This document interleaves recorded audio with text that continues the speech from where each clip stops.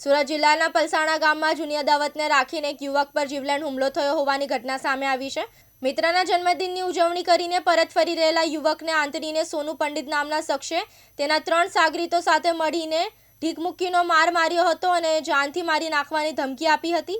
સુરતના સચિન ખાતે આવેલા રાજ અભિષેક સિટી હોમ્સમાં રહેતો સોનુ ઉર્ફ હથોડા રાકેશભાઈ રાજપૂત ગત તારીખ 28/12/2025ના રોજ તેના મિત્ર ફૈઝાનના જન્મદિવસની ઉજવણી કરવા પલસાણા આવ્યો હતો। રાત્રિના 10 વાગ્યાના સુમારે જ્યારે તે મિત્ર સાથે પરત ફરી રહ્યો હતો ત્યારે કેશરીનંદન પેટ્રોલ પંપ પાસે આવેલી સાવરિયા ચાની લારી નજીક આરોપી સોનુ પંડિત અને તેના 3 અજાણ્યા મિત્રોએ તેને અટકાવ્યો હતો। 1.5 વર્ષ પહેલા થયેલી બોલાચાલીની અદાવત રાખી આરોપીઓએ જાહેરમાં બીભત્સ ગાળો આપી ઝપાઝપી શરૂ કરી હતી। ઉશ્કેરાયેલા સોનુ પંડિત અને તેના સાગરીતોએ ફરિયાદીને નીચે પાડી દઈ ઢીકમુક્કીનો ગંભીર માર માર્યો હતો।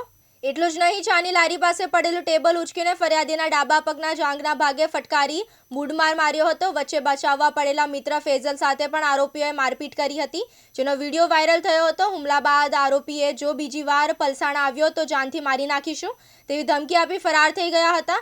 ઇજાગ્રસ્ત યુવકને તાત્કાલિક 108 મારફતે પલસાણા સરકારી હોસ્પિટલ અને ત્યારબાદ વધુ સારવાર માટે સચિનની સંજીવની હોસ્પિટલમાં ખસેડવામાં આવ્યો હતો। પલસાણા પોલીસે સોનુ પંડિત અને 3 અજાણ્યા સહિત 4 સામે ગુનો નોંધી વધુ તપાસ હાથ ધરી છે।